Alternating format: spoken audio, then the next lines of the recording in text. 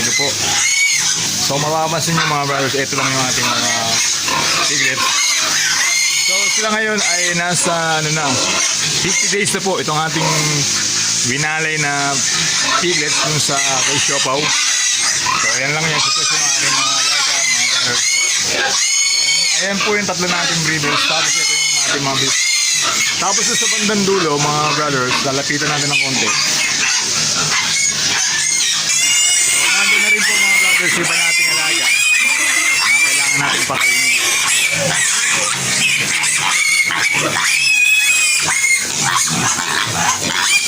Bigyan natin sila ng pagkain kasi medyo nagkakagulo na talaga yung ating mga alaga. So bigyan natin sila ng isang takal muna.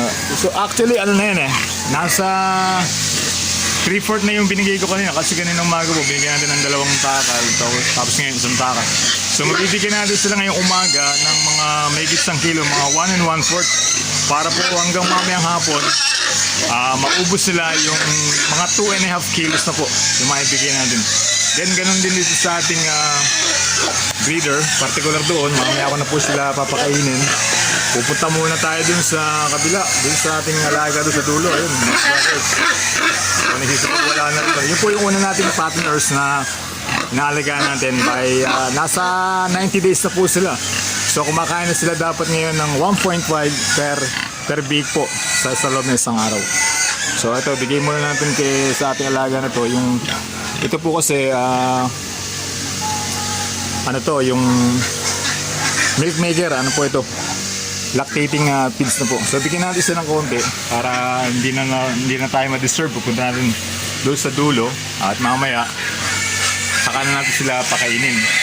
So para makaraan din tayo ng maayos ito sa mga piglets natin.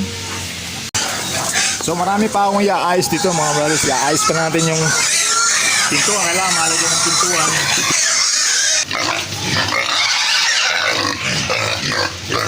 So malagyan konti tumahimik muna. Yan, tapos saka po natin sila pakainin ng maayos. Lagyan muna natin sila ng konting feeds.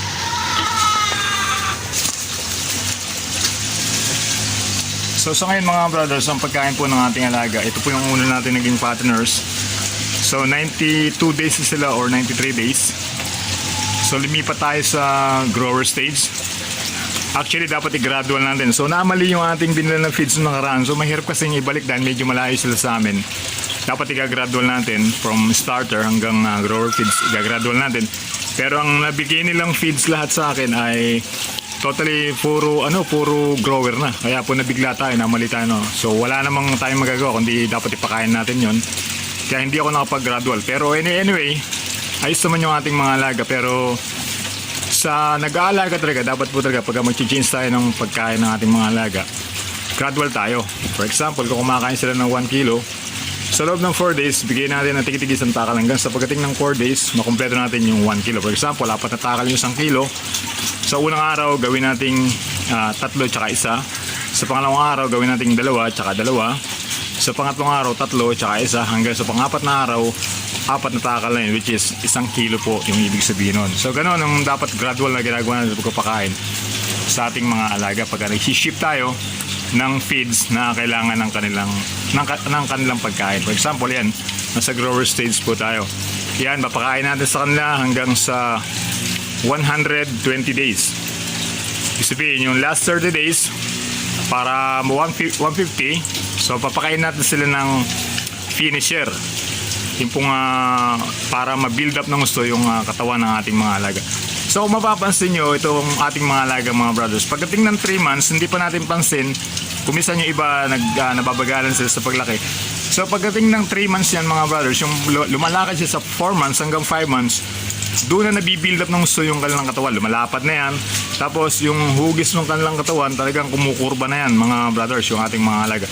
So mapapansin nyo yan, dati kung iisipin mo, parang sasabihin mo, mahina silang lumaki. Pero hindi po. Kapag tama yung sistema natin sa pagpapakain, ibibigay naman niya talaga yung tamang laki ng ating mga alaga. Huwag lang natin silang pababayaan sa tamang sukat. Ibig sabihin, huwag natin silang ijajatahin. Yung tama lang na pagkain nila. So ngayon katulad yan, 1.5 bawat isa, 7.5 sa umaga, tapos 7.5 sa gabi, sa hapon. So nabuo natin yung 1.5. So titingnan din natin kung kailangan pa nila ng feeds, kung talagang bitin na bitin pa.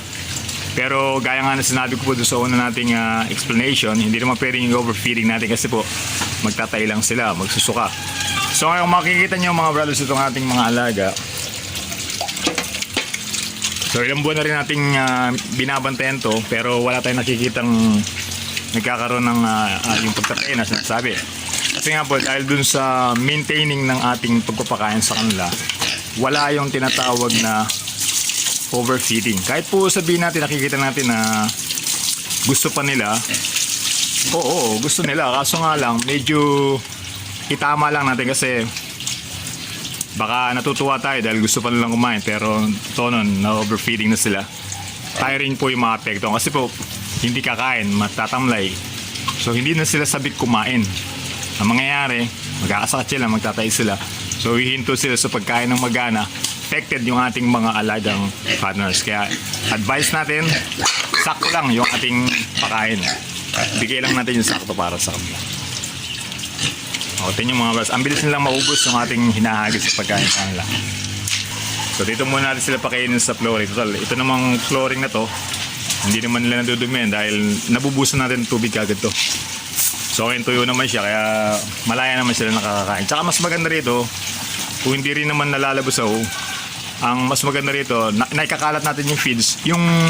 Kasi ang pagka yung mga paddlers ngayon kumakain ano yan barakuhan talaga yan. Kung sino yung malakas, siyang nagpiprevail, nangingibabaw. So yung mga medyo maliit, yung alanganin sa pagkain, yung nadadaig sa banggaan, dahil nakakalat yung feeds, nakakapunta siya dun sa ibang area na merong mga feeds at nakakakain din siya ng maayos. Hindi katulad dun sa ibang bakay ng pagka doon lang talaga, naku, lugi yung ating medyo alanganin sa sukat na alaga natin. So maiiwan lagi siya, do deg siya sa pagdating sa kainan.